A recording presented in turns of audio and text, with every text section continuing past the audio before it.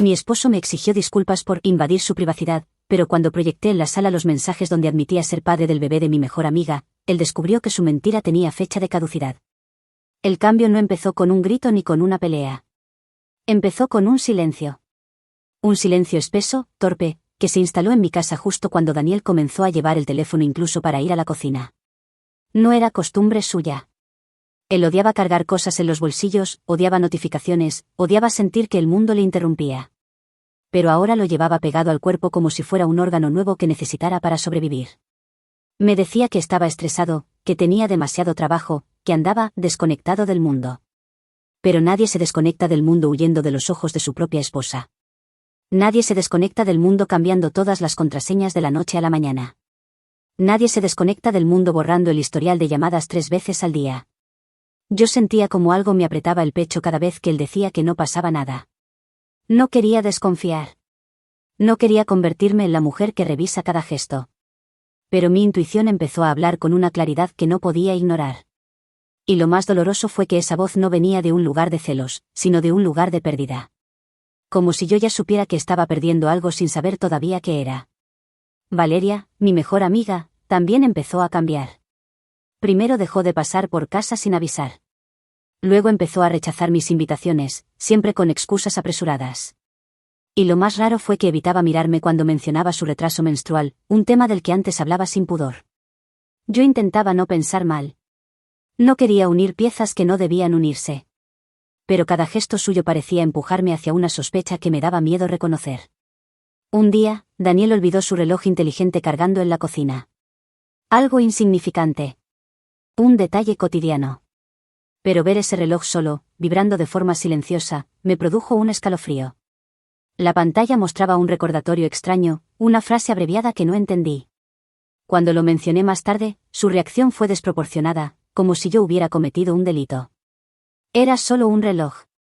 Solo un maldito reloj. Pero su rostro cambió al escucharlo, como si yo hubiera tocado la pieza que sostenía una torre entera de mentiras. Esa misma tarde, él me dijo que yo estaba obsesionada, que me estaba convirtiendo en alguien tóxico.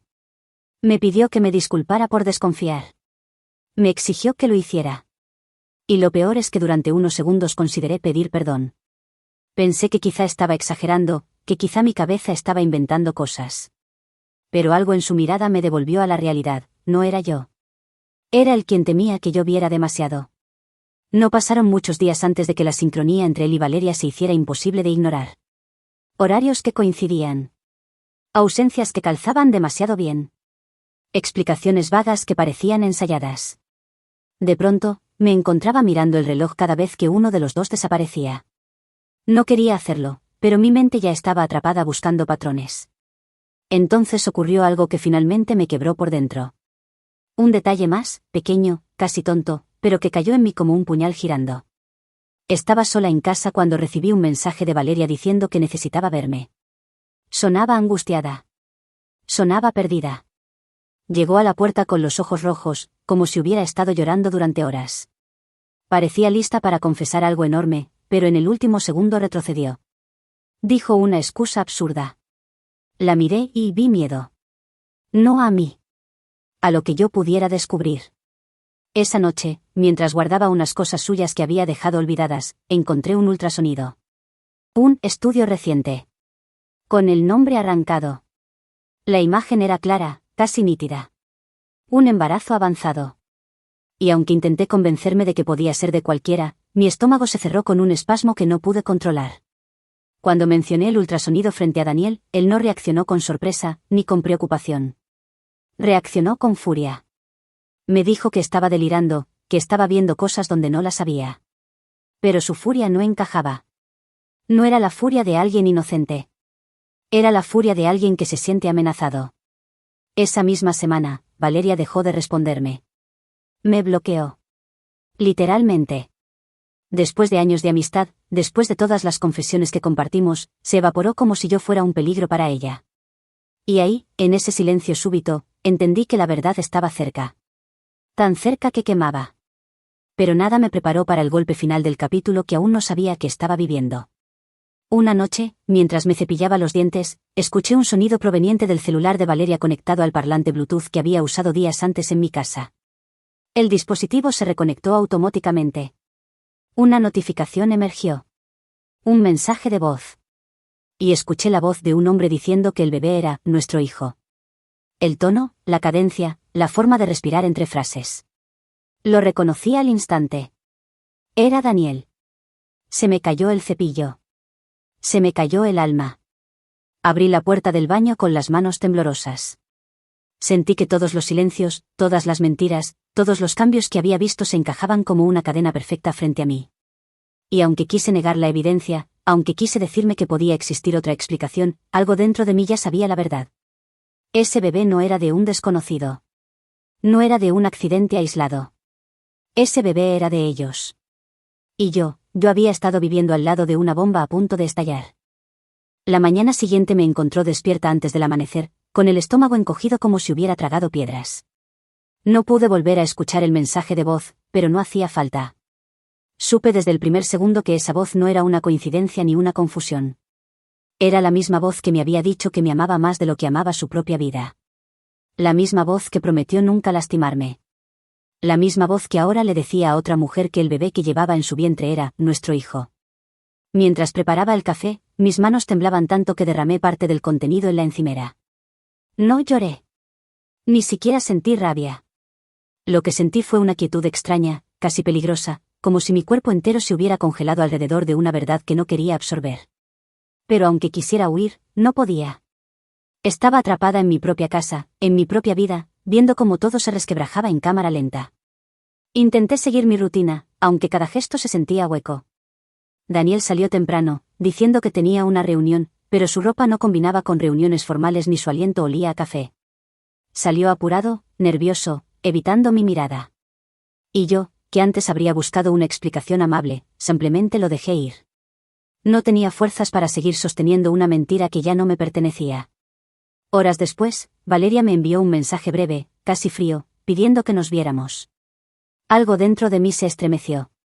Una parte todavía quería creer que había una explicación, que yo estaba interpretando todo de la peor manera posible. Pero la forma en que evitó nombrar el tema, la urgencia en su voz quebrada, la forma en que había desaparecido los días anteriores, nada encajaba ya con la idea de que éramos amigas. Quedamos de vernos en una cafetería pequeña, pero al llegar, ella ya no estaba. Solo un mensaje en mi teléfono: lo siento, no puedo, no estoy lista. Ninguna explicación, ningún intento de remendar lo que estaba rompiendo. Ese abandono repentino, después de tantos años, hizo que algo dentro de mí se desgarrara un poco más. Regresé a casa con la sensación de que cada paso me acercaba a un precipicio.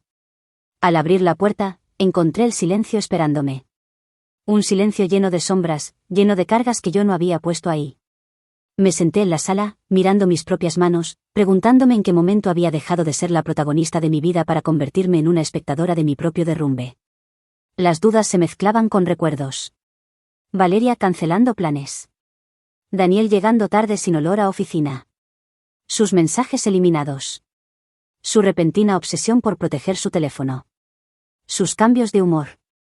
Su desesperada necesidad de que yo me disculpara cada vez que hacía una pregunta inocente.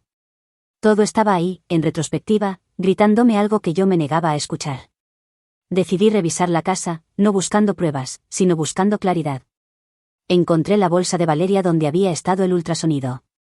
Ya la había revisado antes, pero algo me impulsó a hacer una última búsqueda. Había un pañuelo ensangrentado, arrugado, escondido en el fondo. No sabía si era reciente o antiguo, pero su presencia me atravesó con un escalofrío. No tenía por qué estar ahí. Y sobre todo, no tenía por qué haber sido ocultado.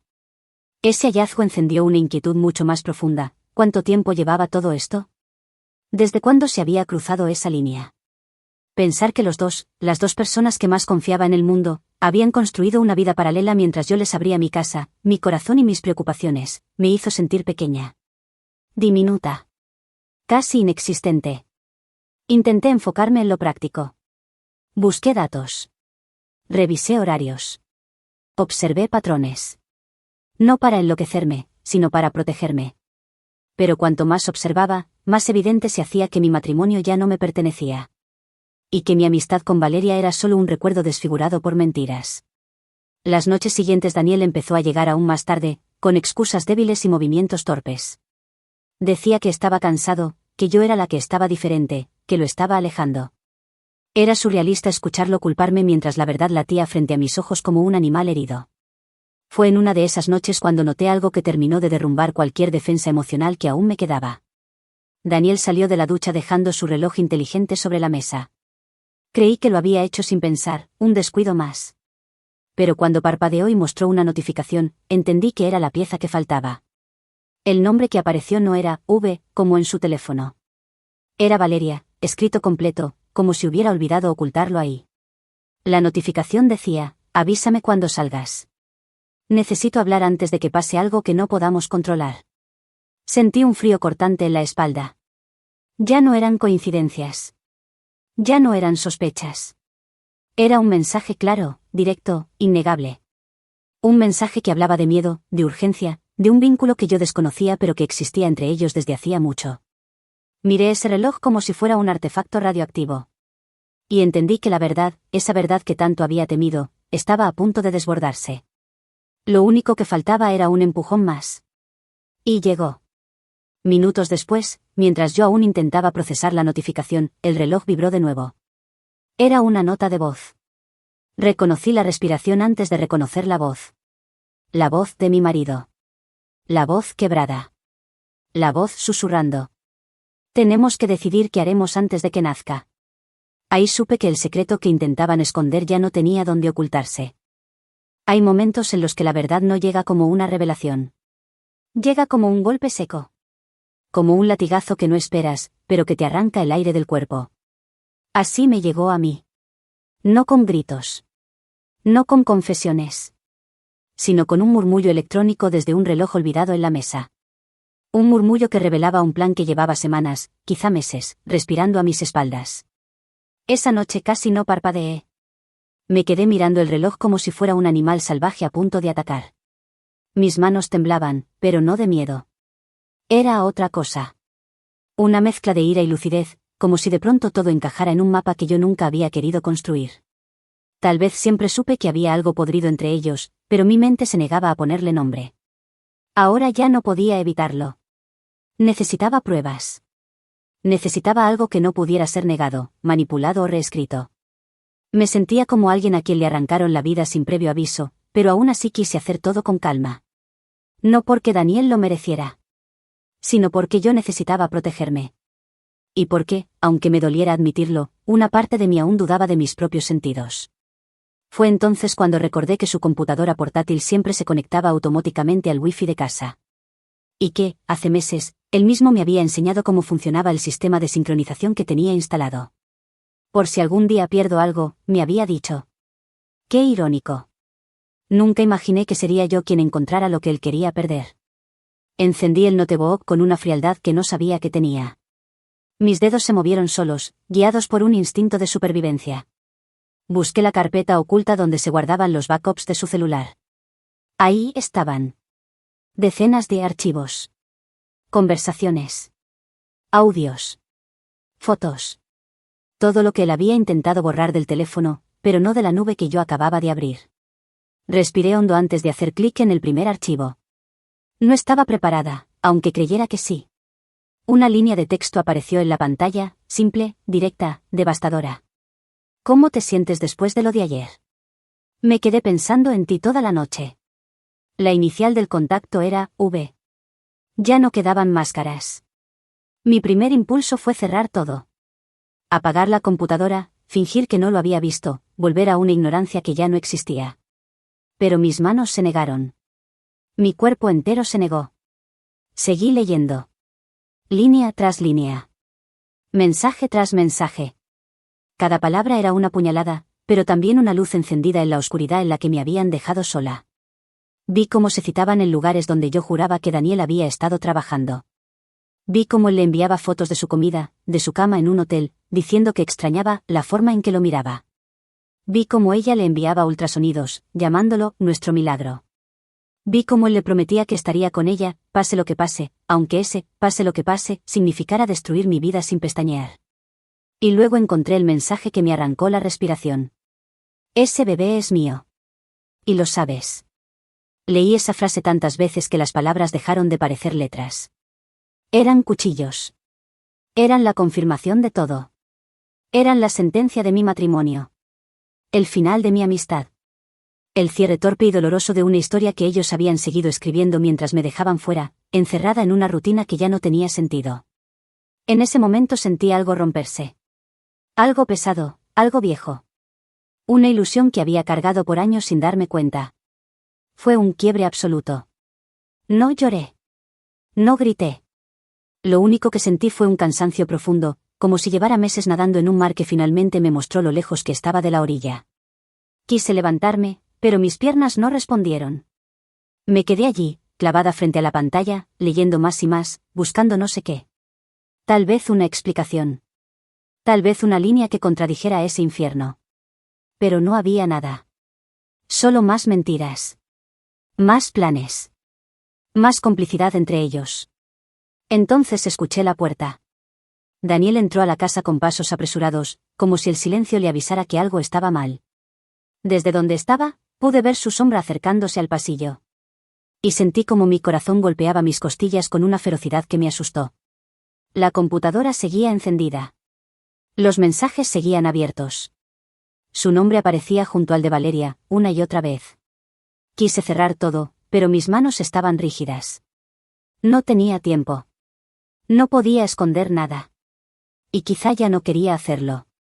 Porque ese era el momento. El que yo no había buscado, pero que él había provocado. Él entró al cuarto.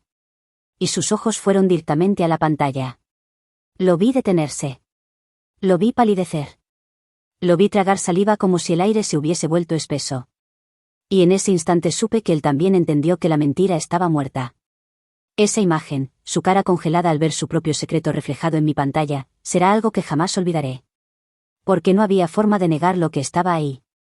No había excusa. No había escape. Y mientras él intentaba encontrar palabras que no existían, yo solo pensé.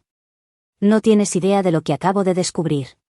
Y no tienes idea de lo que estoy dispuesta a hacer con esto. La reacción de Daniel, al ver su propio desastre abierto en mi pantalla, fue tan grotesca que por un momento pensé que estaba viendo a otra persona. No buscó sentarse. No buscó respirar.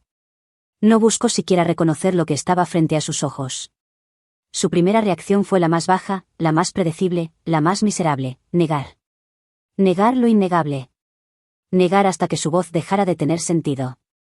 Como si repetir una mentira muchas veces pudiera convertirla en una verdad. En lugar de derrumbarse o pedir perdón, me lanzó una acusación tan absurda que me dejó inmóvil. Dijo que yo lo estaba espiando. Que había invadido su intimidad. Que había violado su privacidad.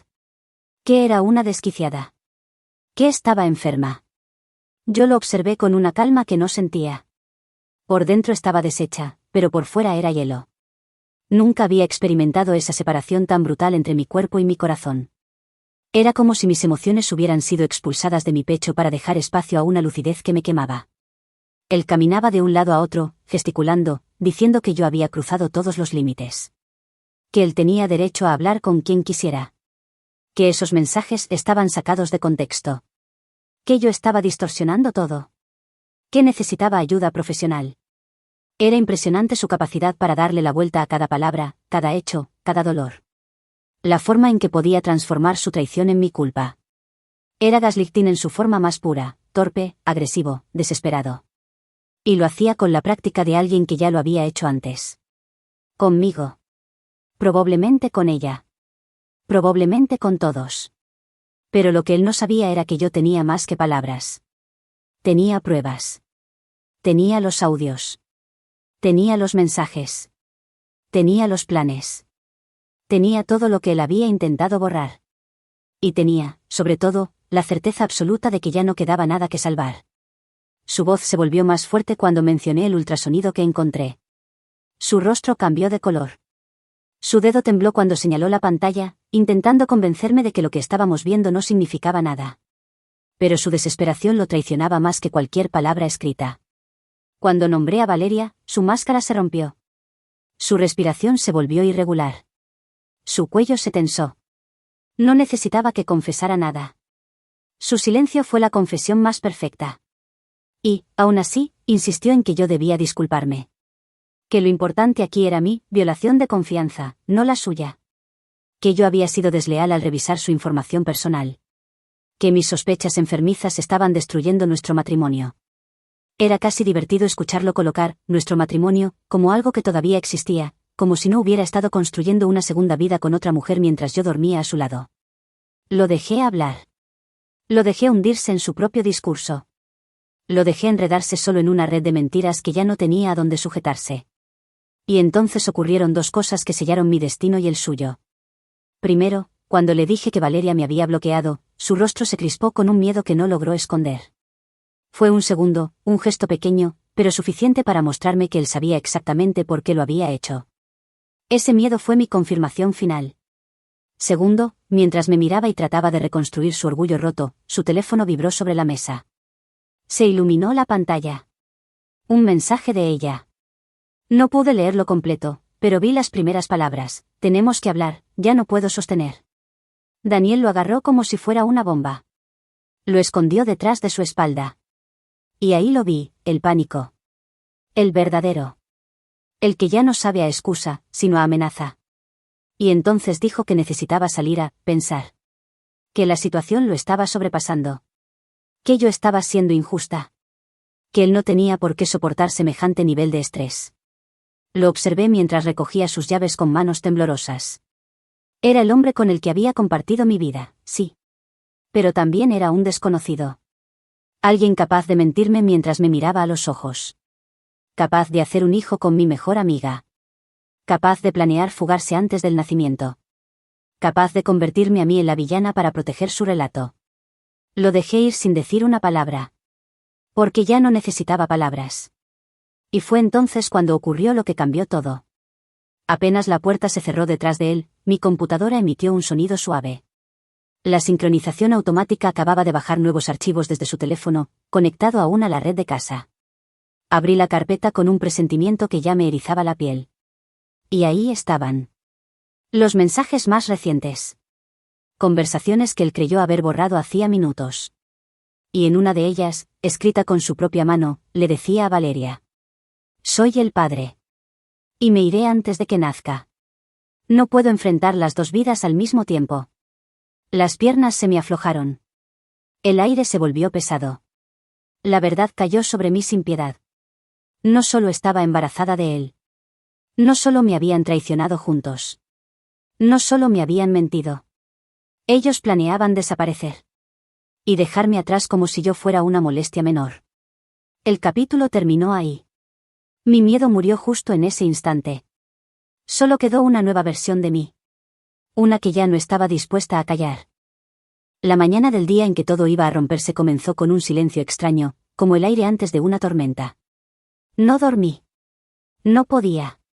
Pasé la noche releyendo los mensajes, repasando cada línea donde Emilio admitía ser el padre del bebé de Irene, cada frase donde hablaba de desaparecer, cada palabra en la que me convertía en una carga que debía manejar antes de huir.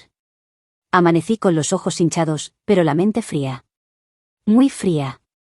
Ese estado extraño donde ya no duele nada, porque todo dentro de ti ya está roto. Sabía que ese día él regresaría temprano. Teníamos una supuesta conversación pendiente, según sus últimas exigencias por mensaje. Lo que él no sabía era que yo ya había arreglado cada pieza del escenario donde se destruiría a sí mismo. Lo esperé sentada en la mesa, con el computador abierto y los mensajes listos. No para mostrárselos al instante. No. Eso sería demasiado indulgente. Antes quería escuchar su versión. Quería ver hasta dónde estaba dispuesto a mentirme. Necesitaba presenciar la magnitud de su cinismo para que mi rabia dejara de sentirse como culpa. Cuando oí la llave girar en la puerta, mi estómago se tensó, pero mi rostro siguió inmóvil. Él entró con esa cara cansada que usaba cada vez que quería parecer víctima de mis emociones. Ni siquiera saludó. Solo dejó las llaves sobre la mesa y suspiró como si yo fuera una obligación pesada. Se sentó frente a mí y bajó la mirada, pero no por culpa. Por estrategia.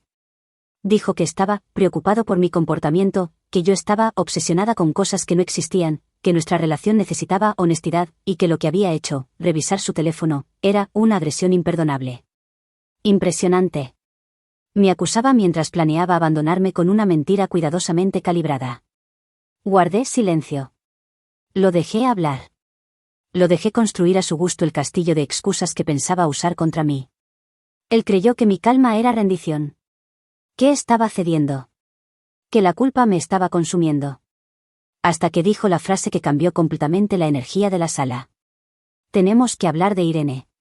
Mi corazón dio un salto, pero mi rostro no cambió. Le pedí que continuara. Y él continuó. Dios, ¿cómo continuó? Dijo que Irene estaba atravesando una crisis emocional, que había inventado interpretaciones equivocadas sobre la relación entre ellos, que yo debía ser comprensiva. La frialdad en su voz me paralizó por segundos. No por dolor, sino por la evidencia devastadora de que él ya lo había planeado. Él iba a culparla a ella. A mi mejor amiga. A la mujer embarazada de su hijo. Iba a presentarse como víctima de un malentendido que ambas, según él, habíamos creado. Mientras escuchaba, comprendí que Emilio no tenía límite.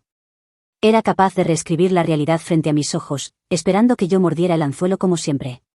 Pero esa vez no. Le pregunté por qué Irene le escribía a las 3 de la mañana. ¿Por qué él borraba mensajes? ¿Por qué su tono cambiaba cada vez que hablábamos de ella? Él tragó saliva, pero se recompuso rápido.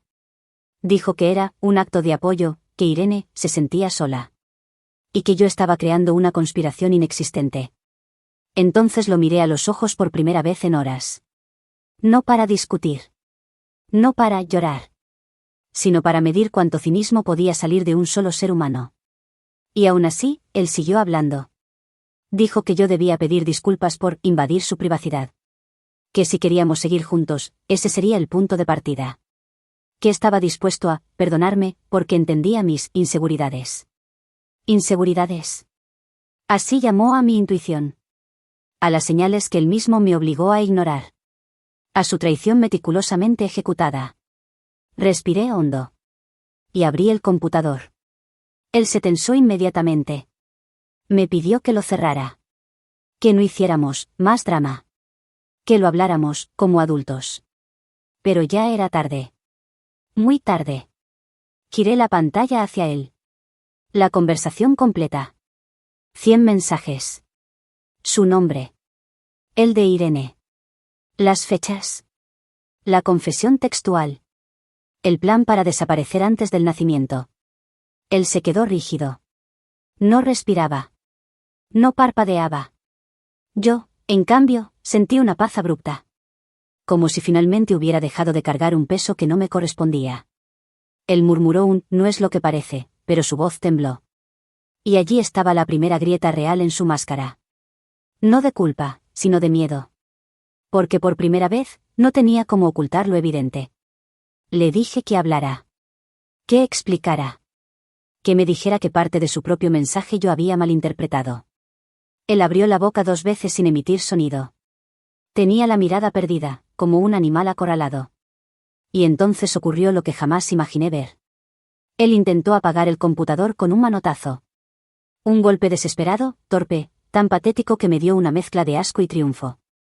Intentó borrar pruebas que ya estaban en mi teléfono, en mi correo, impresas en la gaveta principal de mi escritorio. Su imagen cayó en pedazos frente a mí. Le dije 3 frases. Nada más. No tienes salida. Yo ya sé todo.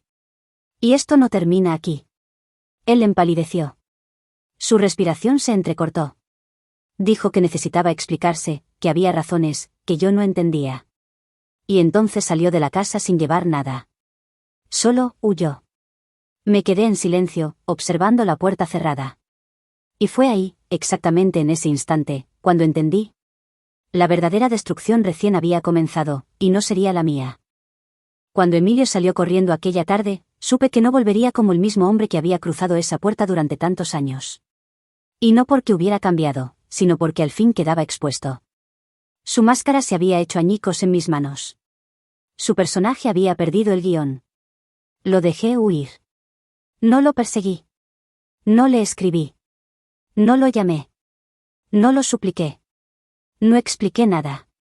El silencio era mi venganza inicial. Porque él siempre necesitó controlar la narrativa. Y por primera vez, no tenía acceso a ella. Esa noche dormí profundamente. No por tranquilidad, sino por la certeza dolorosa y liberadora de que el círculo había cerrado. A la mañana siguiente, tomé aire y marqué el número que llevaba días temiendo. Irene respondió con la voz cansada, como si hubiera estado llorando. No la juzgué. No la ataqué. No le grité. Tenía derecho a saber la verdad, así como yo tuve derecho a descubrirla. Le dije que necesitaba verla en persona. Ella aceptó inmediatamente, con un temblor en la voz que me recordó quién había sido para mí durante años. No éramos enemigas. Éramos víctimas de la misma mentira, solo que en roles distintos. Nos encontramos en su apartamento. Cuando abrió la puerta, vi ojeras profundas, labios mordidos, manos inquietas. No parecía alguien feliz con un romance secreto. Parecía alguien atrapada en una pesadilla tan grande como la mía. No hubo abrazos. No hubo reproches. Ella simplemente me dejó entrar, se sentó frente a mí y esperó. Entonces abrí mi bolso, saqué las impresiones de los mensajes y las puse en la mesa. Su rostro cambió de color varias veces. Su mano tembló al tocar el papel. No dijo nada durante largos minutos. Luego, con la voz rota, me confesó la verdad que ya sospechaba. Emilio le había prometido dejarme. Le había jurado que todo estaba bajo control.